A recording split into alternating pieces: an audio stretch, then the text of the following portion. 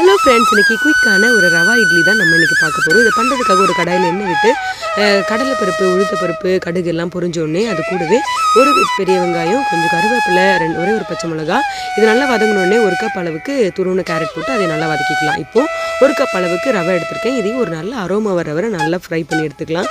இது வந்து colour change ஆகணும்னு அவசியம் இல்லை. இப்போ ஒரு பவுலில் ட்ரான்ஸ்ஃபர் பண்ணிவிட்டு ஒரு 5 நிமிஷம் வெயிட் பண்ணலாம். அதுக்கப்புறமா இது கூட ஒரு 1/4 கப் அளவுக்கு தயிர், கொஞ்சமாக உப்பு, கொஞ்சம் ஒரு பிஞ்ச் அளவுக்கு பேக்கிங் சோடா, 3/4 கப் அளவுக்கு தண்ணி ஆட் பண்ணி நல்லா மிக்ஸ் பண்ணிக்கலாம்.